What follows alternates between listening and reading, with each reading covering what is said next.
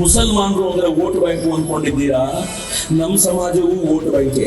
ನಮ್ಮ ಜಾತಿ, ನಮ್ಮ ಸಮಾಜದ ಹೆಣ್ಮಕ್ಕಳನ್ನ ಅಪಹರಿಸಿಕೊಂಡು ಹೋಗಿರುವಂತ ಪಾಪಿಗಳಿಗೆ ಸರಿಯಾದ ಪಾಠ ಕಲಿಸ್ತಿಲ್ಲ ಅಂತಂದ್ರೆ ನೀನ್ ಎಂತ ಪೊಲಿಟಿಕಲ್ ಲೀಡರ್, ಯಾವ ಪಾರ್ಟಿಗೆ ಸೇರಿದ್ರು ಕೂಡ ಇಲ್ಲಿ ಕಾಲಿಟ್ಟು ನೋಡು, ಕಾಲ್ ಮುರಿತೀವಿ. ನನ್ನ ಸಮಾಜದ ಹೆಣ್ಣು ಮಕ್ಕಳ ತಂಟೆಗೆ ಬಂದ್ರೆ ನೀವು ಯಾರನ್ನು ಬಿಡಲ್ಲ. ನಮ್ಮ ಹೆಣ್ಣು ಮಕ್ಕಳನ್ನ ಕಾಪಾಡುವಂತವ್ರು ಯಾರು ಉಳ್ಕೊಳ್ಳಲ್ಲ ಅಂತಾರೆ. ಹೆಣ್ಣು ಮಕ್ಕಳನ್ನು ಮುಟ್ಟಿದ್ರೆ, ಹಿಂದೂ ಹೆಣ್ಣು ಮಕ್ಕಳನ್ನು ಮುಟ್ಟಿದ್ರೆ ಭಾರತದಲ್ಲಿ ಅದಕ್ಕೆ ಪರಿಹಾರ ಏನು ಅಂತ ರಾಮ ಹೇಳಿದ್ದಾನೆ. ಪ್ರಸ್ತುತ ದಿನಗಳಲ್ಲಿ ಲವ್ ಜಿಹಾದ್ ಹಾಗೂ ಅಪಹರಣದ ಮೂಲಕ ಹಿಂದೂ ಹೆಣ್ಣು ಮಕ್ಕಳ ಮೇಲೆ ದೌರ್ಜನ್ಯ ಎಸಗೋ ಜಾಲ ಹೆಚ್ಚಾಗ್ತಾ ಇದ್ದು, ಹಿಂದೂ ಯುವತಿಯರು ಇಂತಹ ವ್ಯಕ್ತಿಗಳ ಜಾಲಕ್ಕೆ ಬೀಳದಂತೆ ಎಚ್ಚರಿಕೆ ವಹಿಸಬೇಕು ಅಂತ ಯುವ ಬ್ರಿಗೇಡ್ ಸಂಸ್ಥಾಪಕ ಚಕ್ರವರ್ತಿ ಸೂಲಿಬೆಲೆ ಹೇಳಿದ್ದಾರೆ. ಹಾಗೆ ಹಿಂದೂ ಸಮಾಜದ ಹೆಣ್ಣು ಮಕ್ಕಳನ್ನ ಮುಸ್ಲಿಂ ಸಮಾಜದ ಯುವಕರು ಬೆನ್ನಿಗೆ ಬಿದ್ದು ಮತಾಂತರ ಮಾಡ್ತಿದ್ದಾರೆ, ಏನು ಅರಿಯದ ಅಪ್ರಾಪ್ತ ಮಕ್ಕಳು ಇಂತಹ ಕೃತ್ಯಗಳಿಗೆ ಬಲಿಯಾಗಿದ್ದಾರೆ ಅಂತ ಮಾತನಾಡ್ತಾ ಕೆಲವು ಎಚ್ಚರಿಕೆಯ ಮಾತುಗಳನ್ನಾಡಿದ್ದಾರೆ. ಇನ್ನು ಸಮಾಜದ ಪ್ರಮುಖರು ನಾನು ಕೇಳ್ಕೊಳ್ಳಿಕ್ಕೆ ಇಚ್ಛೆ ಪಡ್ತೀನಿ. ಬೇರೆ ಬೇರೆ ಸಮಾಜದ ಪ್ರಮುಖರೆಲ್ಲ ಒಟ್ಟಾಗಿ ಒಂದ್ ಕಡೆ ಕೂತ್ಕೊಳ್ಳಿ. ಒಂದ್ ಕಡೆ ಕೂತ್ಕೊಂಡು ಪೊಲಿಟಿಕಲ್ ಲೀಡರ್ಗೆ ಹೇಳಿ, ಮುಸಲ್ಮಾನರು ಅಂದ್ರೆ ವೋಟ್ ಬ್ಯಾಂಕು ಅಂದ್ಕೊಂಡಿದ್ದೀರಾ? ನಮ್ಮ ಸಮಾಜವು ವೋಟ್ ಬ್ಯಾಂಕೆ. ಕುರುಬ ಸಮಾಜ ವೋಟ್ ಬ್ಯಾಂಕು, ದಲಿತ ಸಮಾಜ ವೋಟ್ ಬ್ಯಾಂಕು, ಸಾವಜಿ ಸಮಾಜ ವೋಟ್ ಬ್ಯಾಂಕು, ಮರಾಠ ಸಮಾಜ ವೋಟ್ ಬ್ಯಾಂಕು. ಎಲ್ಲ ಇಂಡಿವಿಜುವಲ್ ಇದ್ದಾಗ ನೀವು ಸೆಪರೇಟ್ ಮಾಡ್ಬೋದು. ನಾವೆಲ್ಲ ಜೊತೆಯಲ್ಲೇ ಕುಳಿತಿದ್ದೀವಿ. ನಮ್ಮ ಜಾತಿ, ನಮ್ಮ ಸಮಾಜದ ಹೆಣ್ಮಕ್ಕಳನ್ನ ಅಪಹರಿಸಿಕೊಂಡು ಹೋಗಿರುವಂತ ಪಾಪಿಗಳಿಗೆ ಸರಿಯಾದ ಪಾಠ ಕಲಿಸ್ತಿಲ್ಲ ಅಂತಂದ್ರೆ ನೀನ್ ಎಂತ ಪೊಲಿಟಿಕಲ್ ಲೀಡರ್, ಯಾವ ಪಾರ್ಟಿಗೆ ಸೇರಿದ್ರು ಕೂಡ ಇಲ್ಲಿ ಕಾಲಿಟ್ಟು ನೋಡು, ಕಾಲ್ ಮುರಿತೀವಿ ಅಂತ ಒಂದು ಸಲ ನಮ್ಮ ಸಮಾಜಗಳು ಎದ್ದು ಕೂತ್ರೆ ಅದು ಯಾವ ಪೊಲಿಟಿಕಲ್ ಲೀಡರ್ಗೆ ತಾಕತ್ತಿದೆ ನೋಡೇ ಬಿಡ್ತೀನಿ ನಾನು. ಯಾವುದೇ ಪಾರ್ಟಿಗೆ ಸೇರಿರ್ಲಿ, ನೀವು ಅವನು ಬಿಜೆಪಿ ಇರ್ಲಿ, ಅವನು ಕಾಂಗ್ರೆಸ್ ಇರ್ಲಿ, ಅವ್ನು ದಳ ಇರ್ಲಿ, ಅವ್ನು ಯಾವುದೇ ಪಾರ್ಟಿ ಇರ್ಲಿ, ನನ್ನ ಸಮಾಜದ ಹೆಣ್ಣು ಮಕ್ಕಳ ತಂಟೆಗೆ ಬಂದ್ರೆ ನೀವು ಯಾರನ್ನು ಬಿಡಲ್ಲ ಅಂತಂದ್ರೆ ಈ ಪೊಲಿಟಿಕಲ್ ಲೀಡರ್ಗಳು ಪೊಲೀಸರ ಮೇಲೆ ಏನ್ ಹೇಳಬೇಕು ಅದನ್ನು ಹೇಳ್ತಾರೆ, ಅವ್ರನ್ನ ಸರಿಯಾಗಿ ಮಟ್ಟ ಹಾಕ್ಲಿಕ್ಕೆ ಸಾಧ್ಯ ಆಗುತ್ತೆ. ಇಲ್ಲೇ ಹೋದ್ರೆ ಇವತ್ತಿನ ಸ್ಥಿತಿ ಏನಿದೆ ಗೊತ್ತಾ ಮಿತ್ರರೇ? ಚಕ್ರವರ್ತಿ ಸೂಲಿಬೆಲೆ ಹೋದ್ರೆ ಅಥವಾ ಹಿಂದೂ ಸಮಾಜದ ಒಬ್ಬ ಕಾರ್ಯಕರ್ತ ಹೋದ್ರೆ ಆ ಪೊಲೀಸರು ನಮ್ಮನ್ನು ಏಕವಚನದಲ್ಲಿ ಮಾತನಾಡಿಸ್ತಾರೆ.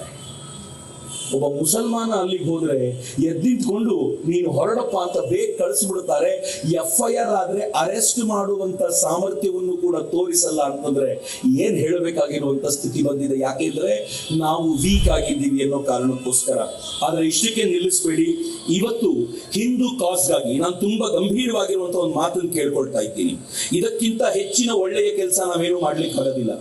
ಯಾರ್ಯಾರು ಹಿಂದುತ್ವದ ಕೆಲಸಕ್ಕೋಸ್ಕರ ಜೈಲಿಗೆ ಹೋಗಿರ್ತಾರೋ, ನೀವು ಅವ್ರ ಪಕ್ಕದ ಮನೆಯಲ್ಲಿ ಇದ್ರೆ, ಯಾರ್ಯಾರು ಹಿಂದುತ್ವದ ಕೆಲಸಕ್ಕೋಸ್ಕರ FIR ಹಾಕಿಸ್ಕೊಂಡಿರ್ತಾರೋ, ನೀವು ಅವ್ರ ಪಕ್ಕದ ಮನೆಯಲ್ಲಿ ಇದ್ರೆ ಅವ್ರ ಅಮ್ಮನಿಗೆ ಹೋಗಿ ಹೇಳಿ, ಎಂಥ ಮಕ್ಕಳನ್ನು ಹೆತ್ತಿದ್ದೀರಮ್ಮ, ಹಿಂದುತ್ವದ ಕೆಲಸಕ್ಕೋಸ್ಕರ FIR ಮಾಡ್ಕೊಂಡಿರೋ ಮಗ, ನನ್ನ ಮಗ ಹಿಂಗಾಗ್ಲಿಲ್ಲ, ಅವನೊಬ್ಬ ಆರ್ಡಿನರಿ ಇಂಜಿನಿಯರ್, ಅವನೊಬ್ಬ ಆರ್ಡಿನರಿ ಡಾಕ್ಟರ್ ಆಗ್ಬಿಟ್ಟ ಅಷ್ಟೇ, ಆದ್ರೆ ನಿಮ್ ಮಗ ಹಿಂದುತ್ವವನ್ನು ಉಳಿಸ್ಲಿಕ್ಕೆ ಶಿವಾಜಿ ಆಗ್ತಿದ್ದಾನಲ್ಲ, ನಮಗೆ ಬಹಳ ಹೆಮ್ಮೆ ಇದೆ.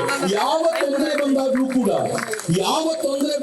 ಕೂಡ ನಿಮ್ಮ ಮಗನೊಂದಿಗೆ, ನಿಮ್ಮ ಮನೆಯೊಂದಿಗೆ ನಾವಿದ್ದೀವಿ ಅಂತ ಸ್ವಲ್ಪ ಧೈರ್ಯ ತುಂಬಿ. ಜೈಲಿನಲ್ಲಿರೋ ಹುಡುಗ ಏನ್ ಹೇಳ್ತಾನೆ ಗೊತ್ತಾ? ನಾನು ವಾಪಸ್ ಬಂದ್ರು ಹಿಂದುತ್ವದ ಕೆಲಸ ಮಾಡ್ತೀನಿ. ಯಾಕೆ ಅಂತಂದ್ರೆ ನನ್ನ ಸಮಾಜ ನನ್ನ ಜೊತೆ ಇದೆ ಅಂತ ಹೇಳ್ತಾನೆ. ನಾನು ಇನ್ನೂ ಒಂದು ಹೆಜ್ಜೆ ಮುಂದೆ ಹೋಗಿ ಕೇಳ್ತೀನಿ, ಈ ತರದ ಕಾರ್ಯಕ್ರಮಗಳನ್ನ ಮಾಡಿದಾಗ ಯಾರೋ ದೊಡ್ಡವ್ರನ್ನ ಕರೆದೇನು ಸನ್ಮಾನ ಮಾಡಬೇಡ್ರಿ. ಯಾರು 2 ವರ್ಷ 3 ವರ್ಷ ಜೈಲಿನಲ್ಲಿ ಹಿಂದುತ್ವದ ಕೆಲಸ ಮಾಡಿ ಒಳಗಿದ್ದ, ಈಗ ಬೇಲ್ ತಗೊಂಡು ಆಚೆ ಬಂದಿದ್ದಾನೋ, ಅವನಿಗೊಂದು ಶಾಲ್ ಹಾಕಿ ಹೇಳಿ ಇವ್ನು ಅದ್ಭುತವಾದ ಕೆಲಸ ಮಾಡಿದ್ದಾನೆ ಹಿಂದುತ್ವಕ್ಕೋಸ್ಕರ ಅಂತ ಒಂದು ಬದಲಾವಣೆ ತರಬೇಕಲ್ಲ. ಹಿಂದುತ್ವದ ಕೆಲಸ ಮಾಡುವ ಶಕ್ತಿ ತುಂಬುವಂತಾಗಬೇಕಲ್ಲ. ಹಂಗ ಆಗ್ಲಿಲ್ಲ ಅಂತಂದ್ರೆ ಈ ಸಮಾಜದ ಕೆಲಸ ಮಾಡುವ ತರುಣರು ನಿಧಾನಕ್ಕೆ ಸೈಲೆಂಟ್ ಆಗಿ ಹಿಂದಿಂದಕ್ಕೆ ಹೋಗ್ತಾರೆ. ನಮ್ಮ ಹೆಣ್ಣು ಮಕ್ಕಳನ್ನ ಕಾಪಾಡುವಂತವ್ರು ಯಾರು ಉಳ್ಕೊಳ್ಳಲ್ಲ ಅಂತಾರೆ. ನನಗೆ ಬಹಳ ಜನ ಕೇಳ್ತಾರೆ, ಈ ತರದ ಪಾಪಿಗಳನ್ನ ಹೊಡೆಯೋದು ಬಡಿಯೋದು ಪರಿಹಾರವ ಅಂತ. ಈ ಹೊಡೆಯೋದು ಬಡಿಯೋದು ಪರಿಹಾರ ಅಂತ ನಾನು ಹೇಳಲಿಲ್ಲ ರೀ. ನನ್ನ ಆರಾಧ್ಯ ದೈವ ರಾಮ ಹೇಳಿದ್ದಾನೆ. ಒಬ್ಬ ಸೀತೆಯನ್ನ ಅಪಹರಿಸಿಕೊಂಡು ಹೋಗಿದ್ದಕ್ಕೋಸ್ಕರ ಅವನಿಡೀ ರಾವಣನ ಸೇನೆಯನ್ನೇ ಧ್ವಂಸ ಮಾಡಿ ಹೇಳಿದ, ಹೆಣ್ಣು ಮಕ್ಕಳನ್ನು ಮುಟ್ಟಿದ್ರೆ, ಹಿಂದೂ ಹೆಣ್ಣು ಮಕ್ಕಳನ್ನು ಮುಟ್ಟಿದ್ರೆ ಭಾರತದಲ್ಲಿ ಅದಕ್ಕೆ ಪರಿಹಾರ ಏನು ಅಂತ ರಾಮ ಹೇಳಿದ್ದಾನೆ.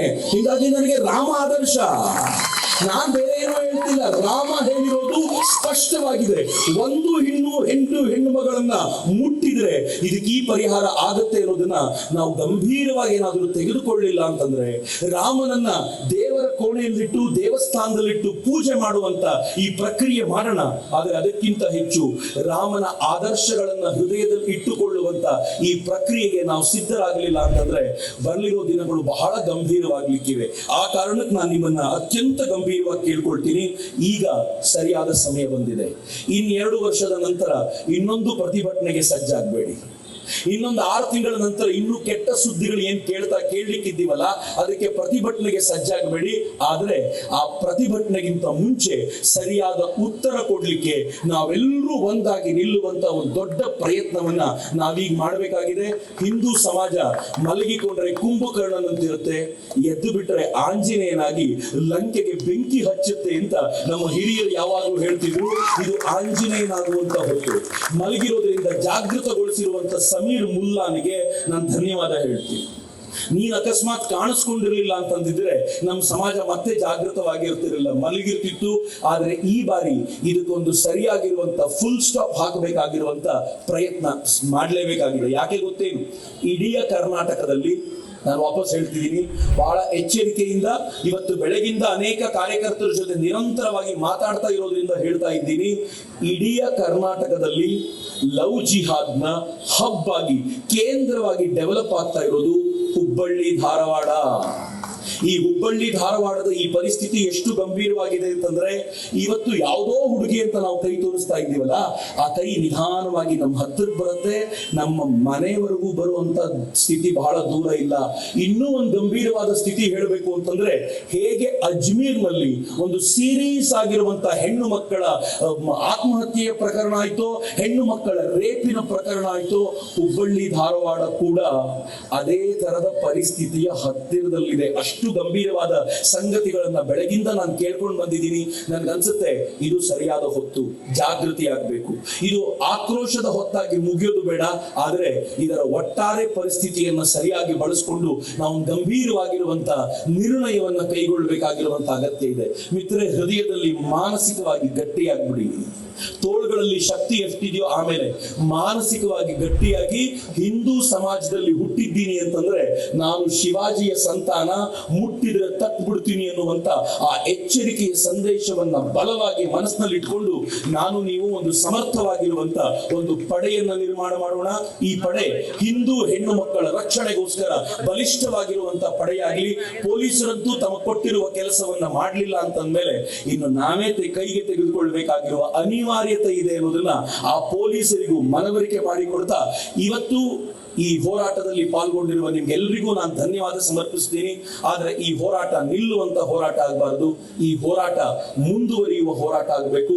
ಎಲ್ಲಿಯವರೆಗೆ ಹುಬ್ಬಳ್ಳಿ ಧಾರವಾಡವನ್ನ ಈ ಜಿಹಾದಿಗಳಿಂದ ಮುಕ್ತಗೊಳಿಸೋದಿಲ್ವೋ ಅಲ್ಲಿವರೆಗೂ ನೆಮ್ಮದಿ ಇಲ್ಲ ಅನ್ನೋ ಭಾವವನ್ನ ನಾವೆಲ್ಲರೂ ಹೃದಯದಲ್ಲಿ ತುಂಬಿಕೊಳ್ಳೋಣ ಅಂತ ಹೇಳ್ತಾ ನಿಮ್ಗೆಲ್ರಿಗೂ ಹೃತ್ಪೂರ್ವಕವಾಗಿ ವಂದಿಸ್ತೀನಿ. ಒಂದ್ಸಲ 2 ಕೈಗಳನ್ನ ಗಾಳಿಗೆ ಬೀಸಿ ನನ್ನ ಜೊತೆ ಭಾರತ್ ಮಾತೆ ಜೈಕಾರ ಕೊಡಿ. ಓ ಭಾರತ್ ಮಾತಾ ಕೀ, ಓ ಭಾರತ್ ಮಾತಾ ಕೀ, ವಂದೇ ವಂದೇ. ಯಾವುದೇ ಸುದ್ದಿಯ ಅಪ್ಡೇಟ್ ಅನ್ನ ಮಿಸ್ ಮಾಡ್ಕೊಳ್ಬಾರ್ದು ಅಂದ್ರೆ ಈಗ್ಲೇ ಒನ್ ಇಂಡಿಯಾವನ್ನ ಸಬ್ಸ್ಕ್ರೈಬ್ ಮಾಡಿ. ನಿಮಗೆ ಬೇಕಾದ ಭಾಷೆಯಲ್ಲಿ ಎಲ್ಲಾ ಸುದ್ದಿ ತಿಳಿಬೇಕು ಅಂದ್ರೆ ಒನ್ ಇಂಡಿಯಾ ಆಪ್ ಅನ್ನ ಡೌನ್ಲೋಡ್ ಮಾಡ್ಕೊಳ್ಳಿ.